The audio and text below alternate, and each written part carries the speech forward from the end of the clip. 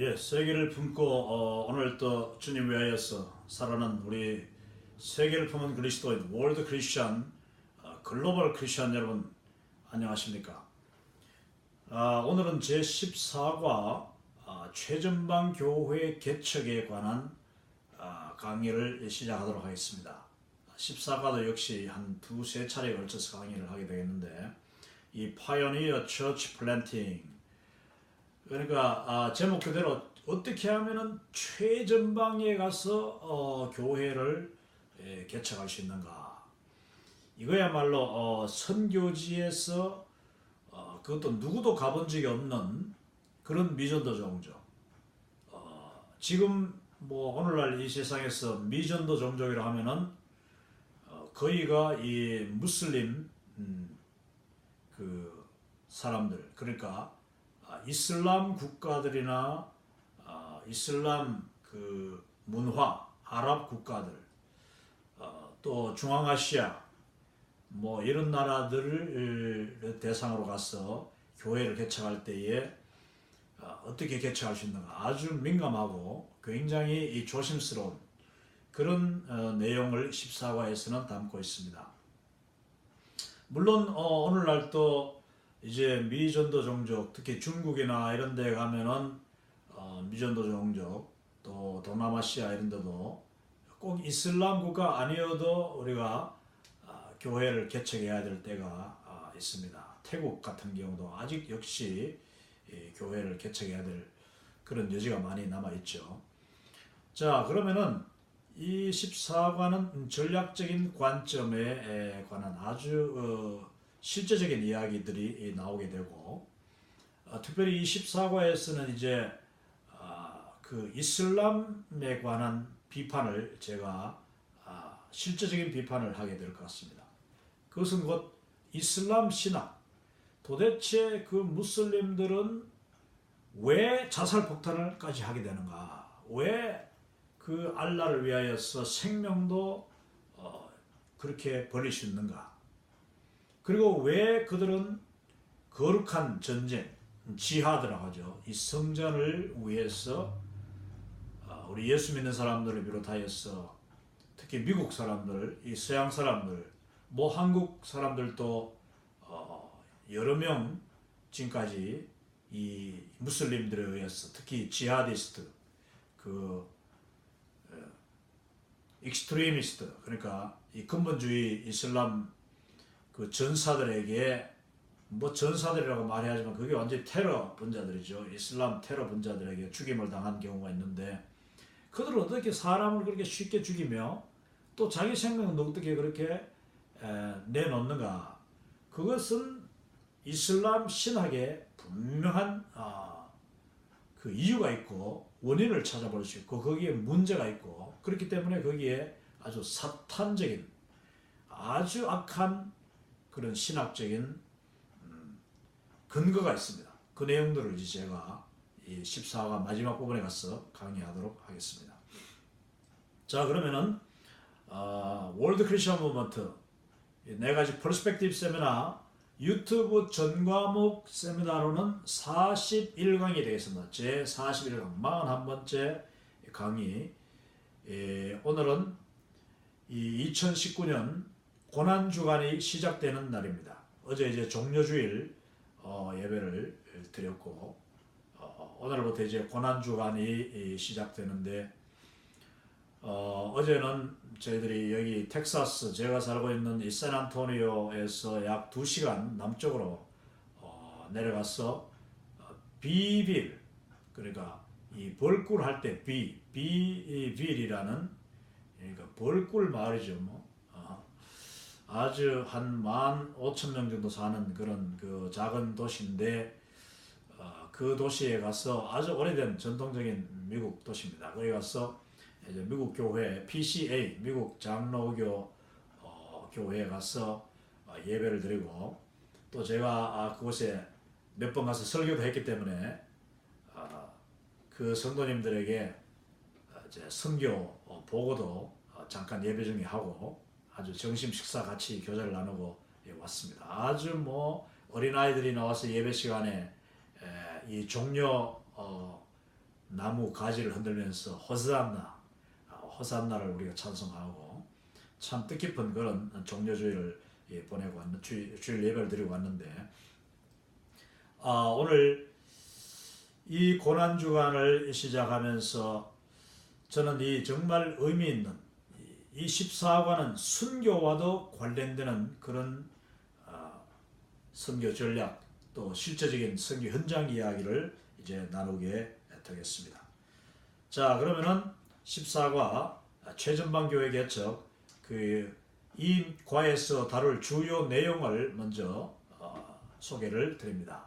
자, 이 14과 최전방 교회 개척에서는 첫 번째, 동질 집단 회심 운동의 7가지 접근법이다 해서 말이 좀 어렵습니다만 이미 앞에서 여러 번 다뤘던 내용입니다. 동질 집단이라는 것은 어떤 동일한 종족, 동일한 언어와 동일한 문화의 이제 그 바탕으로 하는 그런 어떤 미전도 종족, 그들을 어떻게 회심 운동, 집단 회심 운동이라는 말은 어떤 개인이 물론 개인이 예수님을 믿어야 되지만은 할 수 있으면은 그 집단이, 그 그룹, 그 종족 자체가 어떻게 예수님께 돌아올 수 있는가, 이걸 이제 people movement라고 합니다. people movement, 이 종족 집단 회심 운동, 예수님을 향한 Christ toward 그 people movement, 이것을 이제 어떻게 하면은 접근해서 어떻게 하면은 이 운동을 우리가 촉발시킬 수 있는가. 정말 뛰어난 선교사님들은 그 미전도 종족, 심지어 지금은 없습니다만 이제 식인 종족들, 그들 속에 들어가서 그 종족 전체가 다 서로 원수되고 악의 다툼하고 죽이고 죽던 그런 전쟁을 끊임없이 싸움을 벌이던 그 미개한, 또 미전도, 미접촉 종족을 예수님을 향하여서 추장부터 시작해가지고 아주 그냥 집단적으로 주님께 돌아오도록 회심운동하는 그런 여러 가지 역사가 지금까지 일어났는데, 한국 교회가 아주 짧은 기간에 주님 앞에 돌아온 것도 사실 어쩌면 거의 집단 회심 운동에 가깝다고 이야기할 수 있습니다. 한국은 지금도 매우 모노컬처럴, 굉장히 단일 문화적인 그런 종족인데, 한국 교회가 1885년 최초의 선교사들이 들어오고 그때부터 불과 한 3, 40년, 그 50년 안에 그냥 놀라운 그 부흥이 일어났지 않습니까? 그리고 지금 100년, 120년, 30년이 지난 지금은 이 세계에서도 유례가 없는 그런 놀라운 그 부흥운동, 회심운동, 이 한국에서 일어났고 지금도 일어나고 있다고 볼 수 있습니다.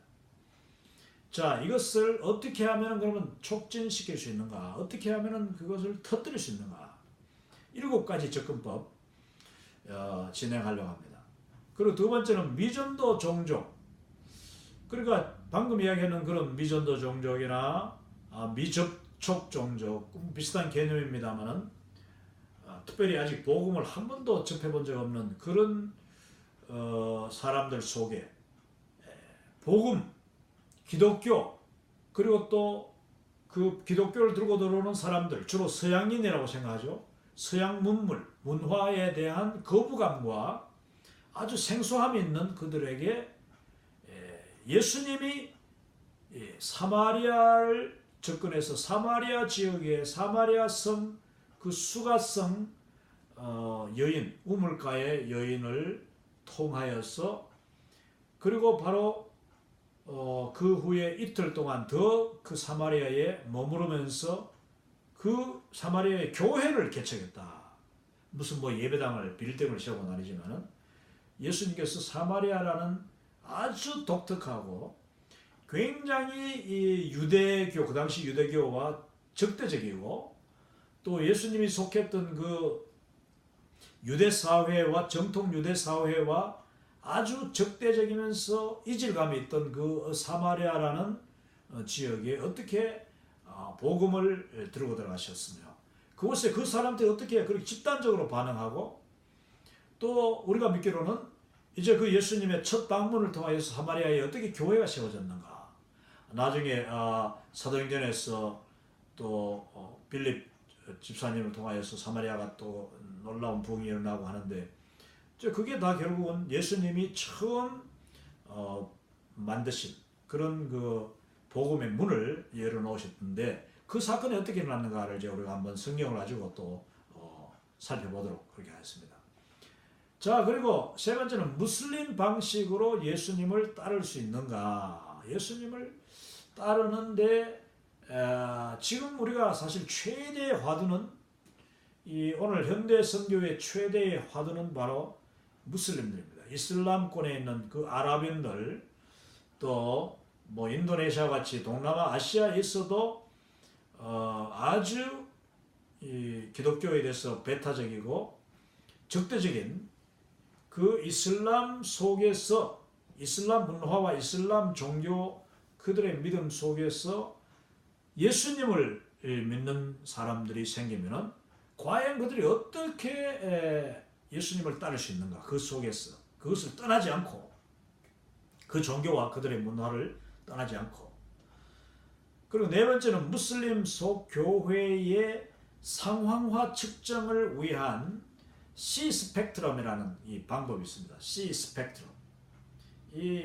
그것은 뭐냐면은 이슬람 문화 속에 이슬람 환경 속에 살아가는 그리스도인들과 그 속에 교회들이 아주 다양한 교회가 있는데 그 교회의 상황화 단계 얼마나 깊이 상황화되었는가 그 부분들을 이제 C 스펙트럼이라는 기준을 가지고 C1, C2 이래서 C6까지 교회를 한번 이렇게 구분하면서 그 각 교회마다의 특징, 이슬람 문화 속에 있는 교회들의 그 기독교 교회들의 특징과 그들이 어느 정도 상황화되었으며 또 거기서 자칫하면 혼합주의로 상황화가 지나치거나 너무 빨리 진행되면 혼합주의가 올 수 있거든요. 그 이슬람이라는 종교와 기독교가 어떻게 잘못하면 혼합이 될 수 있는가? 이거 혼합을 떠나서 나중에는 아예 그냥 잘못하면은 혼합주의가 지나치게 되면은 예수님을 증거하러 그 이슬람 문화 속에 들어갔다가 이슬람화가 되어버립니다.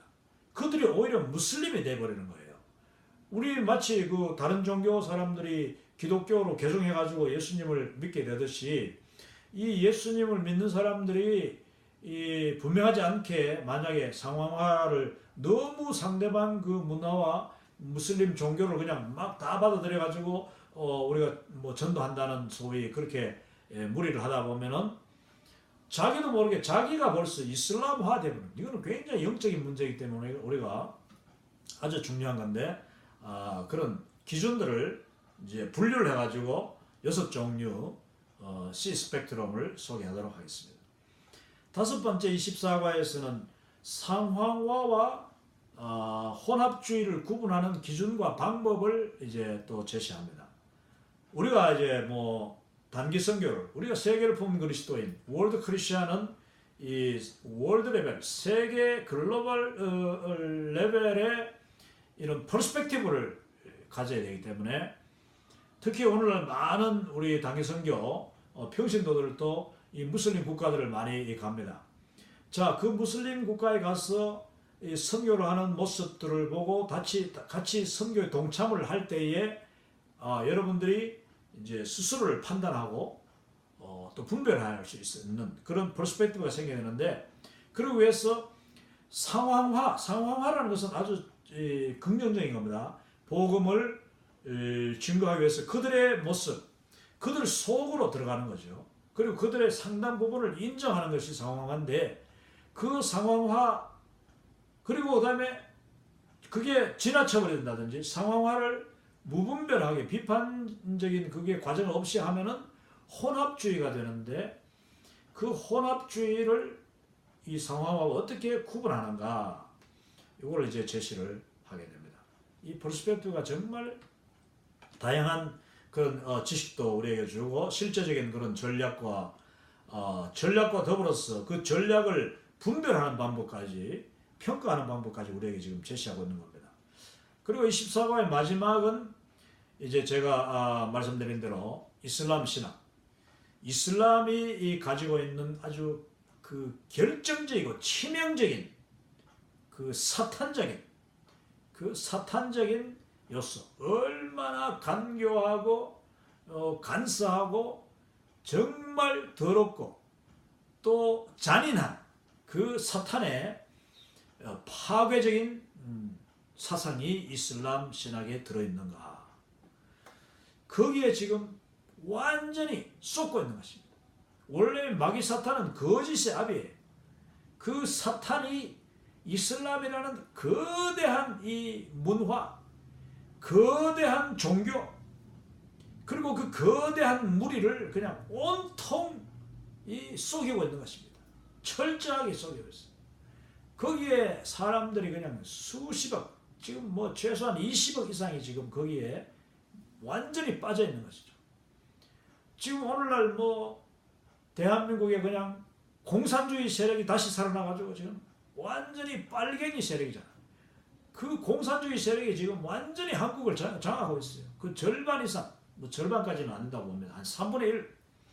한국 국민의 지금 3분의 1이 지금 완전히 사상적으로 물들어 있어요. 그 자기도 모르게 지금 심지어는 한국을 사랑하고 조국을 사랑하고 민족을 사랑한다는 명분을 가지고 있는 사람들까지 그 자기도 모르게 빨갱이 사상에 들어요. 왜냐?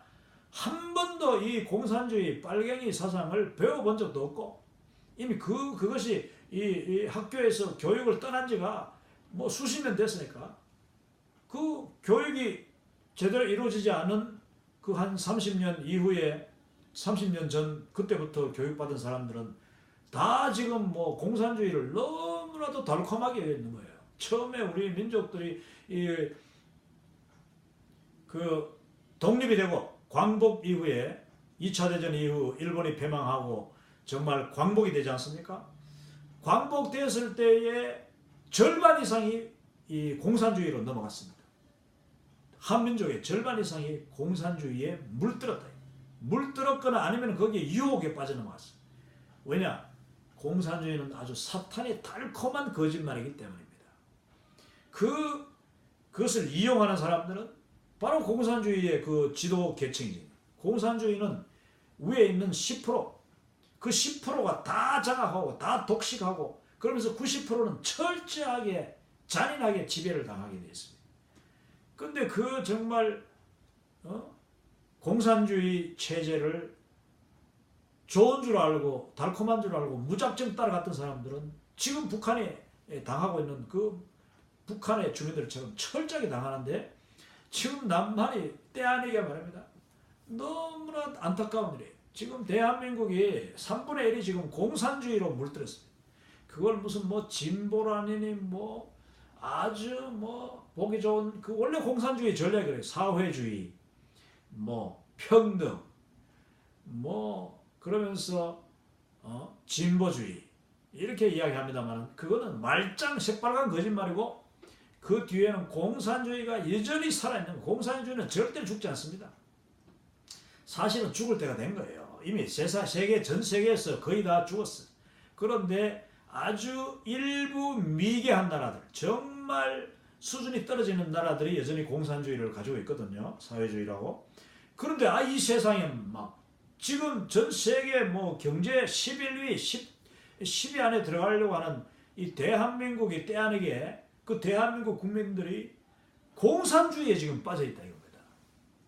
그것은 아주 오랜 역사를 가지고 있는데 그것은 역사 이전에 뭐 광복 직후에 그 아무것도 모르고 공산주의에 빠졌던 사람들, 거기에 동조하고 거기에 완장차고 나섰던 사람들, 그러다 죽임당한 사람들, 그러다가 또 자유주의 진영, 국군과 경찰과 그 가족과 수많은 우리 그리스도인들을 그냥 죽창으로 찔러 죽였던 그 사람들, 그들이 대한민국 정부 수립, 대한민국이 건국되고 난 뒤에 1948년도 건국되고 난 뒤에도 다 이 지하로 들어갔다가 지하라는 말은 꼭 뭐 땅속으로 들어갔다는 것이 아니라 보이지 않는 대로 그냥 숨었다가 다시 지금 이 박정희 이 정권, 독재 정권, 전두환 군사 정권 그 다 거치고 난 뒤에 보안법이 이제 좀 흐물흐물해지니까 다시 나와가지고 지금 기어 나와가지고 그 망령들이 지금 무덤 속에서 기어 나왔어. 대한민국을 지금 위협하고 있습니다. 이게 가능한 일이냐? 대부분 이 보수적인 사람들 그리고 중도라고 하는 소위 어정쩡한 이 사람들은 설마 공산주의가 우리나라에 있겠나? 설마 우리나라가 이런 이야기 합니다. 그거 정말 그게 바로 사탄이 속이는 거거든요. 여러분 대한민국에 지금 30% 가까운 사람들이 이 공산주의에 물들어 있고 거기에 쏘가 있습니다. 물들지 않아도 쏘가 넘어가 있는 거죠. 자, 그거 보십시오. 전 세계 인구 75억 중에서 지금 21억 내지 23억 이 사람들이 이슬람 아주 신자들입니다. 이슬람이고 무슬림들이고 그 이슬람이 별 볼 일 없다 괜찮다 하면서 이슬람을 환영하고 웰컴하고 이슬람과 그냥 포옹하자 이슬람은 친구다 하면서 이슬람들에게 그냥 막 넘어가는 사람들이 또 한 10% 됩니다. 자 그러면은 33% 전 세계 인구의 거의 한 5% 정도가 지금 여러분 바로 사탄이 달콤하게 속이고 있는 이슬람에 속고 있습니다. 무슬림을 환영하고 있어요. 무슬림을 두둔하고 있습니다. 물론 우리가 무슬림을 전도의 대상이라고 분명히 우리는 선교의 대상으로 분명히 기억해야 되지만 그러나 전도하는 것과 그 이슬람을 무작정 따르고 좋다고 하는 것은 분명히 차이요. 분별을 못하면 그거는 정말 잡아먹히게 되어 있는 것입니다. 자, 사탄의 그 영적인 놀라운 그 세력, 그 신학적인 그 치밀한 그 정령, 그것을 우리가 모르고 만약에 선교를 한다면은 이슬람에게 뭐 가서 내가 이슬람 국가에 가서 전도하고 복음 전하겠다 뭐 그러면서 그들에게 뭐 그냥 아무 대책 없이 나간다든지 그들을 아무 대책 없이 무작정 수용했다가는 그들에게 옆구리를 찌르는 겁니다. 염장을 지름받게 되는 것입니다. 이건 무서운 겁니다. 왜? 이슬람은 그렇게 호락호락한 그런 종교가 아니에요. 거기는 반드시 더러운 귀신, 악하고 잔인한 사탄이, 강력한 사탄이 어둠의 권세가 그들을 장악하고 있기 때문에 단지 그 인간들이 거기에 완전히 지금 다 사로잡혀 있고 그들은 그것이 100%, 200% 진실, 진리인 줄 알고 있는 사람들이기 때문에 그들에게 우리가 아무 대책 없이 영적인 준비 없이 정말 영적인 능력 없이 접근했다가는 다 잡아먹히는 거예요. 그래서 이슬람 신학 그리고 세계 무슬림들이 지금 얼마나 빠르게 확산되고 있는가 그 미래까지 우리가 30년 앞을 우리가 내다볼 수 있죠. 그러면 끔찍한 소름이 돋는 일들이 일어나는데 자 14과를 여러분 한번 좀 만약에 지금 이번에 강의를 보시기 시작하신 분이 있다면은 끝까지 한번 들으시면서 아주 실제적인 그리고 많은 기독교인들이 대부분 다 간구하고 있는 그냥 스쳐 지나가고 있는 이 심각한 문제들을 먼저 깨닫고 함께 기도하는 그런 세계를 보는 그리스도인들이 되시기를 바랍니다. 자 그러면 이제 이 서론을 지나고 내용으로 들어가서 자 그리스도를 향한 종족 운동을 위해서 우리가 갖춰야 되는 7가지 또 전략적으로 반드시 기억해야 되는 7가지 원리가 뭔가 이것은 이제 도널드 맥게브런 박사님이 정리해 놓은 것입니다. 이것은 반드시 어떤 무슬림을 위한 것은 아닙니다. 왜냐 도널드 맥게브런 박사가 선교할 때만 해도 이슬람은 nothing이었어요. 아무것도 아니었습니다. 이슬람은 뭐 그냥 완전히 후진국 미개국들이죠. 근데 이제 60년대 70년대 들어서면서 이들이 석유를 이제 파내기 시작해가지고 석유값이 그냥 제1차 2차 석유 파동 들면서 그냥 석유값이 엄청 올라가지고 이들이 갑자기 졸지에 부자가 된 거죠.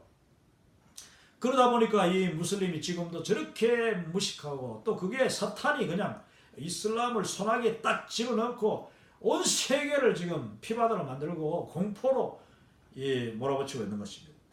이것은 그냥 잠시 일어나고 있는 현상이 아니고, 이게 바로 성경에서 보여주는 최후의 적그리스도의 모습이고, 많은 우리 이 서방 교회들, 그리고 대한민국의 교회들이 70년대 80년대까지만 하더라도 공산주의가 이제 뭐 우리 기독교를 갖다가 뭐 핍박하고 적그리스도가 돼가지고 공산주의 밑에 우리 그리스도인들이 핍박을 받게 될 것이다. 물론 수십 년 동안 그 공산주의 치하에서 핍박받고 순교당한 그리스도인 많았지만은, 그러나 이 무슬림이라는 이슬람이라는 이 종교 집단의 그 그리스도교를 향한 핍박과 그 악한 영향은 앞으로 헤아릴 수 없는, 이거는 상상을 초월하는 것입니다.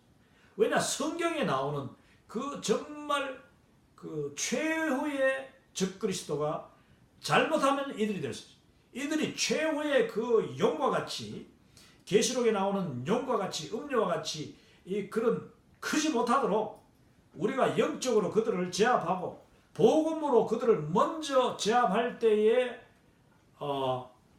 우리의 자녀들, 어쩌면 우리 세대에서는 이게 문제가 되지 않을 수도 있습니다. 점점 자라고 있으니까요. 그들이 자라기 전에 우리가 이들을 영적으로 무너뜨리고 또 복음으로 무너뜨릴 때에 예수님이 속히 오셔가지고 이 무슬림이 무너지고, 그래서 무슬림으로 말미암아 무슬림이 무너지면 이방인의 수가 가득 차게 되는 것입니다. 이방인의 때가 차면은 유대인들은 자동적으로 무너지겠어요. 유대인들은 그냥 이슬람이 무너지면은 바로 그냥 뒤따라 무너지게 돼요. 그러면 하나님 나라가 오는 것입니다. 예수님의 재림이 오게 되는 것입니다. 그래서 우리가 열심히 기도하고 여기에 지금 초점을 맞춰야 되는 이유가, 여러분 저의 나이나 저의 나이보다 더 이제 젊은 사람들은 대부분 다 이런 소망을 가져야 되는데, 내가 죽기 전에, 내가 수명이 다하기 전에 예수님이 이 땅에 다시 재림하는 그것을 우리는 지금 고대해야 돼요. 아니, 마지막 때에 살아가는 우리 그리스도인들의 특권이 뭐겠습니까? 세계를 품은 그리스도인, 월드 크리스찬이라면은 우리는 정말 그 수준의 믿음을 가져야 되는데, 그 수준의 믿음이 뭔가? 내 당대의 복음이 온 세상에 편만해지고, 특히 이 이슬람 그 세력이 완전히 그 저항 세력이 무너지고, 그것도 하나님의 전격적이고 아주 비상섭리에 의한, 이거는요, 한 사람 한 사람 구원해가지고 우리는 절대로 안 돼요. 한 사람 한 사람, 한 나라 뭐 동네마다 들어가서 교회 세워가지고는 이슬람은 절대로 안 무너집니다. 그러려면 수백 년이 더 걸려. 그러면 엄청난 핍박의 단계를 거친다. 왜? 이 자연적인 이 성장, 이것만 봐도 기독교는 앞으로 그냥 아이들 뭐 많이 낳기 경쟁해가지고는 불과 수십 년 안에 이슬람이 전 세계를 지배하게 되어 있습니다. 그러면은 그 놀라운 엄청난 이 피바다가 형성되는 거예요. 그것을 우리가 앞당기기 위해서는 정말 영적으로 깨어 기도하고 그들을 이 중보기도로 무너뜨리고, 하나님의 그 능력과 권능이 속히 임해가지고 하나님 나라가 앞당겨지는 그 방법이 최선의 방법이다. 자, 그러면은 이 도널드 맥게브란 박사가 이야기할 때에 이 그리스도를 향한 Christ word, toward Christ, people movement, toward Christ, 아니면 Christ word, people movement, 이 그리스도를 향한 이 종족 집단 회심 운동의 이 어떤 데 포커스를 맞춰. 이것은 그 맥게브란 박사가 이 이론을 세울 때는 주로 인디아가 수십 개 종족이 있지 않습니까? 또 그 당시에는 중국은 이미 아직 공산화되어 있는 그런 갇힌 주계장막으로 닫혀 있었기 때문에 들어가지도 못했고, 이 인디아에서 놀란 부흥운동이 일어날 때에 그 인도 속의 수많은 종족 집단, 미전도 종족을 이제 대상으로 이 맥게브란 박사가 직접 전도를 해보고 이제 세운 이론, 이 풀러 신학교 와가지고 이 미전도 종족, 그 당시 인디아뿐만 아니라 동남아시아, 아프리카, 전 세계에 수많은 미전도 종족이 있었기 때문에 근데 지금 수십 년이 지난 지금 여러분 한 40년이 이제 50년이 지나갑니다만 지금만 돌아봐도 이 미전도 종족이 거의 지금 줄어들었습니다. 거의 없어요. 사라졌습니다.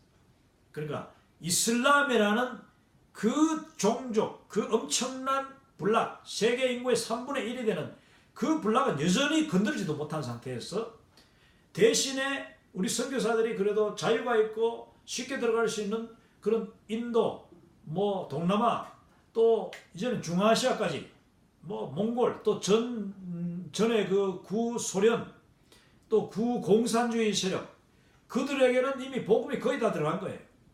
엄청난 변화죠. 사실 그것만 해도 엄청난 변화죠. 자, 오늘날 이 이슬람 국가들, 이슬람 그 종족들을 우리가 생각하고 그들을 선교의 대상으로 계획하고 기도할 때도 이 맥게브란 박사의 이 전략적인 이 방법만큼은 원리들은 그대로 적용을 할 수가 있는 겁니다. 그래서 제가 이 맥게브란 박사의 전략을 요약해 소개할 때는 조금씩 제가 내용을 바꿨어요. 왜냐하면 시대적으로 벌써 많이 이 갭이 있기 때문에 이 퍼스펙티브 교재에서는 뭐 그대로 지금 쓰고 있는데 사실은 제가 적용해 보니까 맥게브란 박사의 이 전략이 적용될 수 있는 지역이 이제는 몇 군데 없어요. 그러니까 이미 다 거의 다 그만큼 이제 선교가 됐다는 거죠. 그런데 그러면 이 맥게브란 박사의 전략을 또 그대로 무슬림 그 지역에다가 딱 적용시키면 또 달라. 그거는 무슬림은 아주 독특하기 때문에 단순히 미전도 종족이 아니거든. 이거는 아주 영적으로 엄청난 그런 그 사탄의 스트롱홀드, 이 저항 이 지대이기 때문에 이제 전략적으로 좀 정리를 해야 되는데 제가 조금씩 바꿨습니다. 자, 여기 보면은 맥게런 박사의 이론을 우리가 무슬림을 염두에 두고 이제 한번 정리를 해봅니다. 첫 번째, 성장하는 교회를 집단으로 세우는 것을 목표로 하라. 이것은 이제 인디아 같은 경우는 지금도 인도는요 아직 이 복음이 완전히 다 들어가지 않았기 때문에 이런 현상이 지금 일어나고 있고 성공적으로 가능합니다. 인도는 힌두교, 또 일본은 또 무슬림 이렇게 그런 지역인데 힌두교라도 인도의 소수 종족들은 그 힌두교가 뭐 그냥 자기들의 그 아주 자연신 옛날 전통적인 신앙하고 막 뒤섞여가지고 힌두교 자체가 완전 잡신 신앙이거든요. 온갖 그냥 그 신앙들이 다 뒤섞인 게 이제 힌두교인데 여러분 힌두교 저 동남아만 가도 싱가포르만 가도 그 힌두교 그 템플 그 사찰 앞에 어마어마한 그 막 그 이제 문에 그 이렇게 높이 쌓아놓은 그 신상이 있죠. 신상.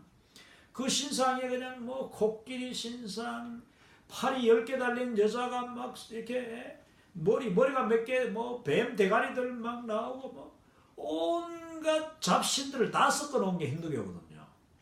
그렇기 때문에 그 힌두교 신앙에 오랫동안 노출되어 있던 인디아의 소위 인도에서 잘 나가는 사람들은 정말 이미 그리스도인이거나 아니면은 철저한 힌두교예요.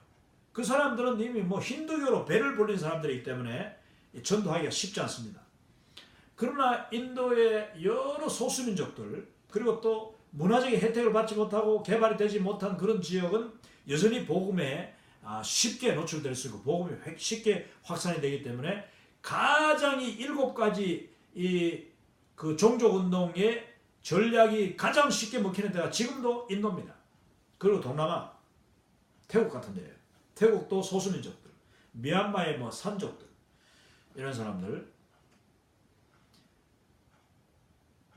근데 이제 여기서 원리가 뭐냐면 집단적으로 교회를 세워야 된다. 우리가 13과에서 이미 Saturation Church Planting, SCP라는 전략을 이야기했는데 아주 총력 교회 개척을 해야 되는 데가 저런 것이다. 근데 이걸 갖다가 무슬림 지역에 그대로 적용하면 또 그거 쉬운 일이 아닌 거죠. 무슬림 지역에서 교회를 집단적으로 세운다. 이건 쉬운 일이 아닙니다.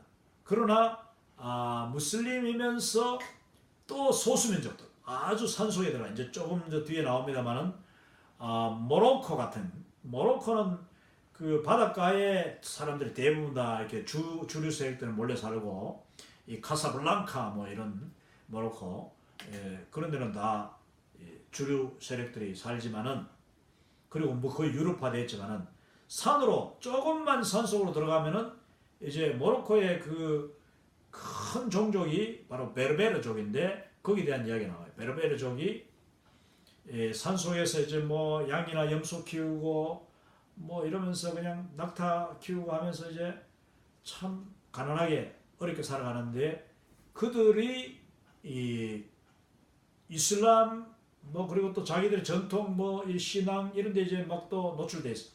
자, 그러면서도 아주 철저한 이슬람은 또 아닌 거예요. 자, 그들에게 복음을 어떻게 전하고 교회를 개척하기 시작했는데 교회가 그것도 그냥 그 현지 교회 뭐 오늘날 우리 도시에 있는 그런 교회들 조직화된 그런 교회가 아니라 너무나도 자연스러운 그런 가정교회 아니면 패밀리 중심의 한 종족 중심의 교회들이 어떻게 확산되어 나가는가 아주 흥미로운 이야기를 지금 뒤에서 이제 우리가 보게 될 텐데 자, 그 집단들을 대상으로 교회를 확산시켜 나가는 것. 가장 이상적인데 사실은 참 쉬운 일은 아니다. 한국 교회는 이미 이게 가능했다는 거예요. 한국 교회가 한 마을에서 복음이 들어오면은 그 복음이 바로 산을 넘고 개울을 지나가지고 건너서 이웃 마을로 그 산 넘은 마을로 얼마나 확산됐어요. 우리 한국 교회는 그런 기가 막힌 이 교회의 아주 집단적인 회심 그리고 교회가 그냥 순식간에 집단적으로 세워지는 그런 경험을 부흥의 경험을 한 교회죠. 이런 일들이 우리 한국에서 파송받은 대한민국 출신 또 미주 한인 뭐 여러 디아스포라 코리안 커뮤니티 이 교회들 출신의 선교사님들이 바로 이런 일들을 우리는 경험을 했으니까 선교지에 가서 뭐 무슬림 지역이라도 이런 일을 우리는 할 수 있다고 생각합니다. 지금 이 남미 지역은 다 캐톨릭으로 이렇게 돼 있던 사람들이고 남미 지역에도 산속에 들어가면은 캐톨릭 문화를 받긴 받아들이는데 그 옛날 그 소수민족 전통 종교에 그냥 뭐 다 뒤섞여 나가지고 남미 캐톨릭이 그렇습니다.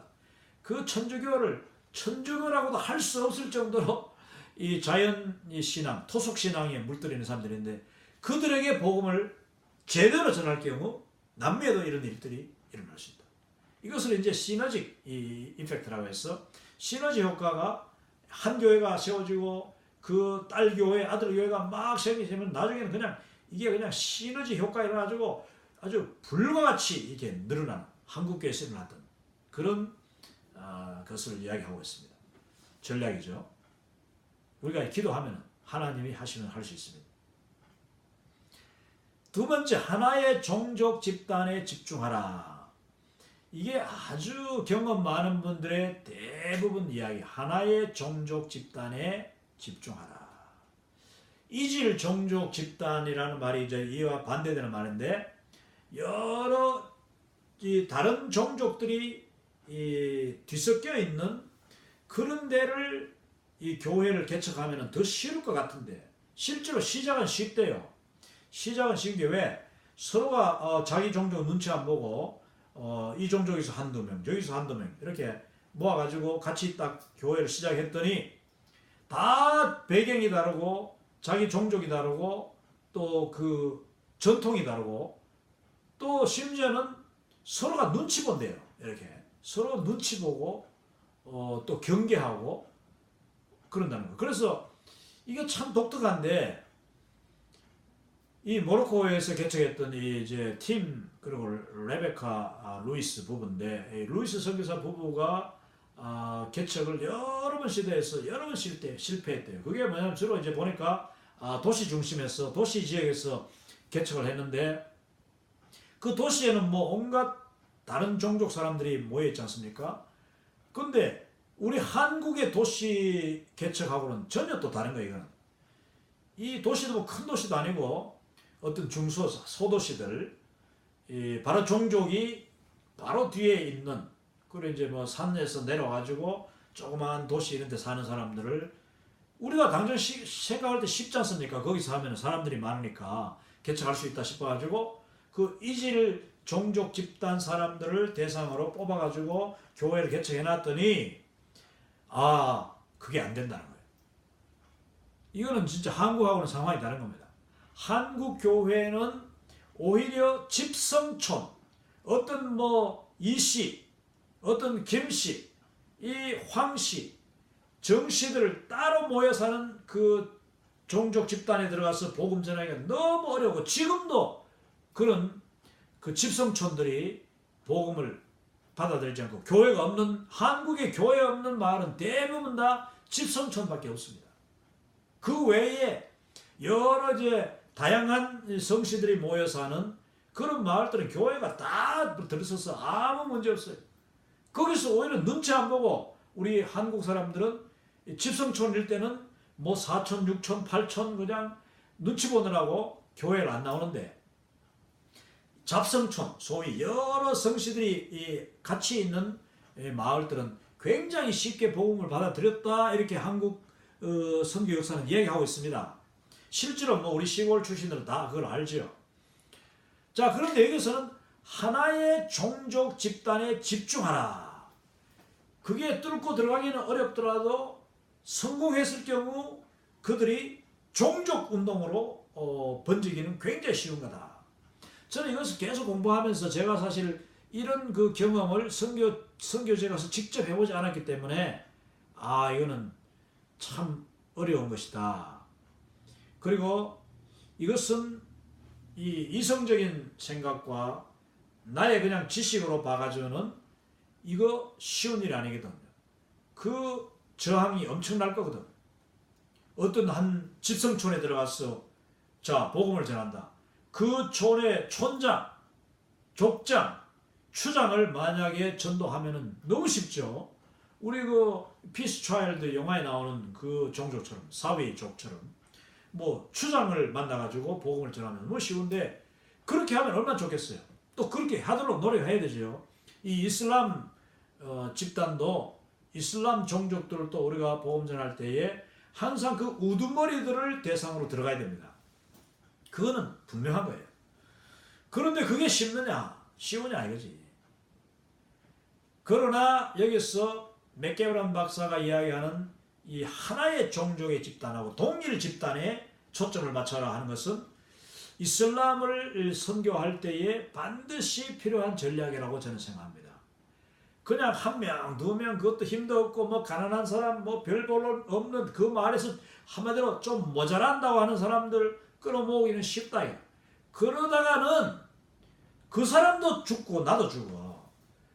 그러니까 그 종족 자체를 건드려 보지도 못하고 죽는다니까.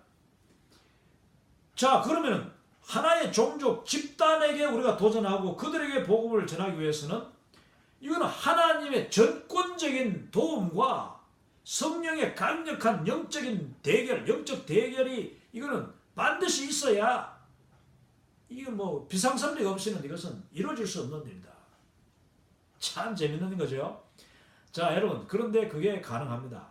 그 가능하다고 지금까지 선교의 여러 역사가 그것을 증거하고 있고, 또 우리는 이 복음을 전하는 자들로서 당연히 그 담대함과 그 위대한 기대를 가져야 돼요. 하나님으로부터 위대한 일을 기대하라고 했잖아요. Expect great things from God. 그리고 attempt great things for God. 하나님을 위하여 위대한 일을 시도하라고 했어요. 이게 바로 위대한 일이에요.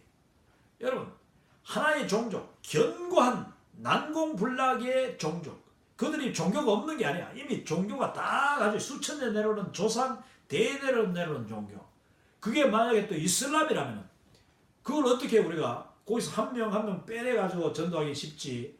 그들을 어떻게 정면으로 들어가서 그들의 지도부부터 그들의 추장, 그 종족, 족장들부터 어떻게 변화시키느냐. 그래서 종족, 집단 자체가 회심하도록 만들려면은 이거는요, 그냥 이론이 아니에요. 이거는 영적인 도전이고 영적인 승부다 하는 것을 우리가 기억해야 됩니다. 그걸 여러분 염두에 두고 이걸 공부하셔야 돼요. 그렇지 않고 뭐 이 이론만 공부해가지고는 결코 이루어질 수 없어요. 이게 이루어진 지역은 다 하나님의 영적 대결에서 우리 이 복음의 능력이 나타나고 성령의 권능이 나타나고 정말 온갖 기적들이 나타나가지고 그 상대방 진영 수천 년 동안 내려오던 그 스트롱홀드 그 마을 그 종족 집단을 장악하고 있던 영이 깨부셔질 때에 이게 일어난다는 겁니다. 자, 세 번째, 회심자들이 그들의 동족들과 함께 남아있도록 권면하라. 회심자들이 자 그래도 종족 이제 집단을 대상하더라도 한꺼번에 한 마을 다 모아놓을 수는 없는 거죠. 그들이 모이지도 않고 내가 선교사로 간다고 뭐 다 모입니까? 그들 속에 먼저 접촉하게 되는 하나님이 허락한 사람을 우리는 찾아야 된다. 그러면은 그 개인이 이제 개별적으로 회심이 이루어지죠.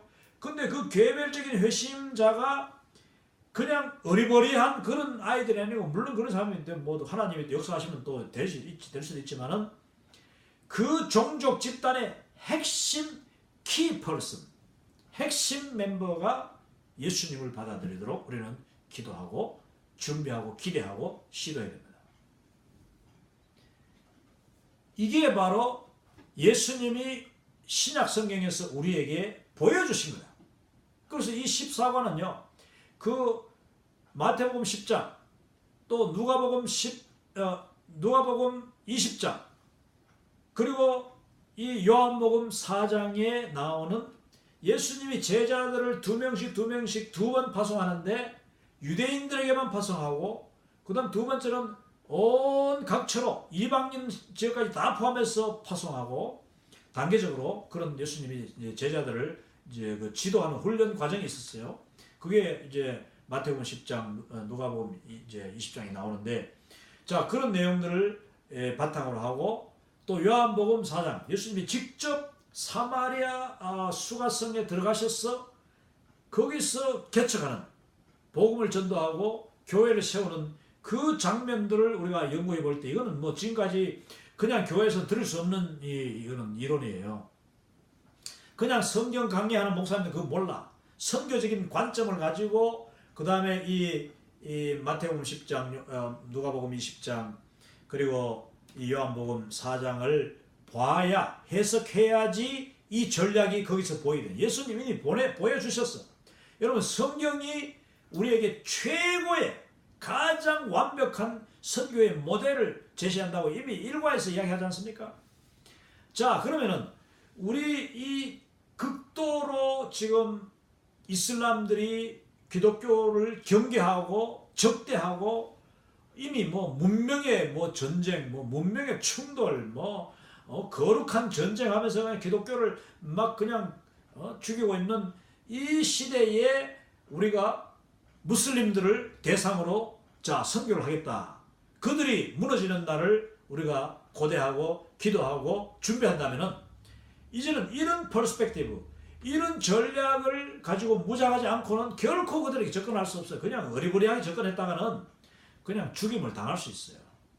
물론 뭐 순교도 중요하지만은 헛되이 죽음을 당하면 안 되는 거지. 우리가 그렇기 때문에 이 퍼스펙티브를 공부하는 건데 이 공부를 하는 이유는 정말 지혜롭게 이 시세의 그 시세가 어떻게 돌아가는가를 알고 이 트렌드가 지금 어떻게 흘러가는가를 알고 그리고 영적인 이스라엘, 영적인 히브리인 우리가 월드 크리스천들이 마땅히 행할 바가 뭔지를 아는 것이 중요하다고 했습니다. 이게 바로 이사갈 지파의 하나님의 왕국에서 기여한 놀라운 그 기여도죠. 자 그러면은 여기서 회심자들이 개별적으로 나오더라도 그들이 동족들과 남아있도록 금해야지. 야 너 예수 믿었으니까 나 따라서 저 도시로 내려가자 이래가지고 뽑아내가지고 도시에 가서 그냥 뭐 꼭 미션 스테이션 그 선교 기지 접근법이 아니더라도 그런 식으로 쉽게 하려고 정면 충돌을 피하려고 하면은 안 된다. 너가 예수 믿었으면 너가 그 속에 남아있으면서 너의 가장 사랑하는 사람, 너의 가장 친한 사람, 특별히 너를 먼저 구원하신 하나님이 반드시 너에게 붙여줄 사람, 그 사람에게 복음을 전하라. 이건 영적으로 굉장히 깨있어야 되는 거예요. 그리고 선교사가 접근할 때도 하나님이 예비한 사람을 만나도록 해요. 그러면 철저하게 기도 준비하고 우리가 영적으로 밝은 영 안으로 접근할 때에 하나님이 예비한 사람을 만날 수 있다. 이 수가성에서는 그 남편이 5명, 6번째 남자와 살고 있는 그 여인을 통해서 하나님이 지금 터뜨리잖아요. 그럼 우리의 선입관과는 전혀 다른 거지. 제자들은 뭐 전혀 이해를 못했으니까, 아이고 예수님 지금 무슨 짓 하시고 계시나, 이 정도로 오해했으니까. 우리가 어떤 종족 집단에 접근할 때는 반드시 하나님이 예배해 놓으신 사람을 우리가 만나려고 해야 됩니다. 자, 그 만나는 방법 제가 조금 이야기하겠습니다. 그 성경이 다 나와요. 만나는 방법. 그리고 그들이 예수님을 딱 받아들였을 때는 이건 놀란 거잖아. 그러면 그 사람을 하여금 종족을 떠나지 말고 나를 따라서 뭐 산을 내려가자 하지 말고 나도 거기에 살고 아니면 나도 거기에 가능하면 이제 자꾸 반복적으로 재방문하고 또 그 사람이 그 종족을 전도할 수 있도록 측면에서 지원하고 또 함께 사역하고 여러 가지 여건에 따라 다르겠죠. 지혜롭게 이제 동력하면서 그 사람이 또 다른 사람을, 그것도 하나님이 또 준비하신 사람을 만나도록 계속해서 기도하고 준비하고 기다려야 되는 거예요. 그 만나면은 그에게 전도하고 또 그 사람이 또 다른 사람을 전도하고, 그래서 3명, 4명이 모여가지고 이제 가정에 모이기 시작하면 그것이 교회가 되도록 해야 되는 거예요. 그러면서 거기서 지도자를 세우고 그 지도자가 세례를 주도록 하고, 여러분 여기서 뭐 목사 안수, 뭐 선교사, 뭐 자격증 이런 이야기 하면 큰일 나는 거예요. 성경이 어디 누가 그런 안수 받고 목사 안수 받은 사람만 다니면서 전도했어. 세례를 주고. 그거 하나님이 주시는 권능, 권위, 그 다음에 하나님이 주시는 영적인 지도력, 그게 주어지는 그러니까 그걸 우리가 기도로 잘 분별하고 그 영적인 하나님의 인도하심을 우리가 의지하면서 할 때에 지도자도 생기고 3명이 모여서 교회가 되는 것이고, 그 3명이 변화해 5명, 그 다음에 한 가족 전체 30명, 50명, 한 종족 집단이 주께로 돌아오는 겁니다. 이거는 지금 실제로 일어났던 이야기들을 지금 우리 교재에서 이야기하고 있는 겁니다. 자, 3번째, 회심자들이 이 종족과 함께 남아있도록 권면하라 했고, 4번째, 그러니까 권면하라는 말은 그들에게 그 설명해줘야 돼요. 설명하고 그들이 이해를 해야 됩니다. 누구나 선교사를 만나가 예수님을 믿으면은요, 그들이 쌀교인, 라이스 크리스찬이든지 아니면 거듭난 그리스도인이든지 안전한 곳을, 인간의 속성이 그렇습니다. 선교사님 따라서 그냥 막 미국에 따라오고 싶은 게 그들의 가장 간절한 마음이에요. 그러나 그렇게 하면 안 되죠. 우리가 선교사가 그들이 그 종족과 함께 남아야 되는 이유를 이야기하고 그 뒤에 일어날 이야기까지 그들에게 알려주고 함께 기도하고 기대하도록 해야 된다. 이게 중요합니다. 4번째, 그리스도를 따르기 위한 결정을 집단으로 내리도록 권면하라, 격려하라. 이것도 이것은 어느 정도 개별적으로 전도가 됐을 사람에게는 그들에게 이제 비전을 심어줘요. 자, 너가 한 사람 믿었지만은 이제 뭐잖아. 우리 복음의 능력은 너로 말미암아 너의 종족 전체가 다 집단적으로 주께 돌아올 것이라는 비전을 분명하게 심어주고 그 확신을 갖도록 하고 그를 위해 기도하도록 하고, 그리고 그 사람에게 계속 이 제자 훈련을 시키는 거죠.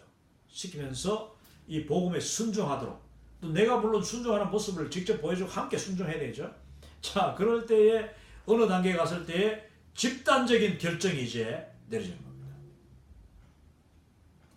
5번째, 새로운 회심자들이 끊임없이 생겨나게 하는 것을 목표로 하라. 이거 정말 중요한 겁니다. 오늘날 한국 교회 그리고 한인 교회들은 지금 이게 일어나지 않는 교회가 너무 많아요.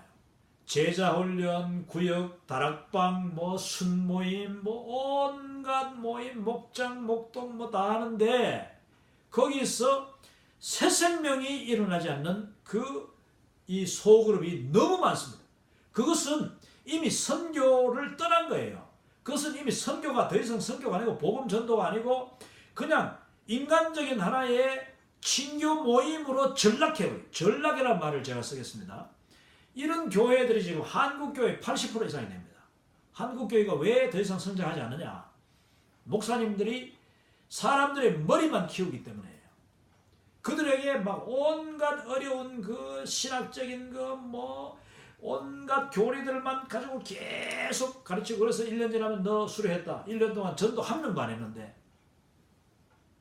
저 자신이 제자 훈련을 수년 동안 하고, 저 자신이 제자 훈련을 지도자 세미나를 가고 다 했으면서도 그 제가 제자 훈련하던 그 큰 교회 5,000명 6,000명 되는 교회에도 그렇게 했다는 것입니다.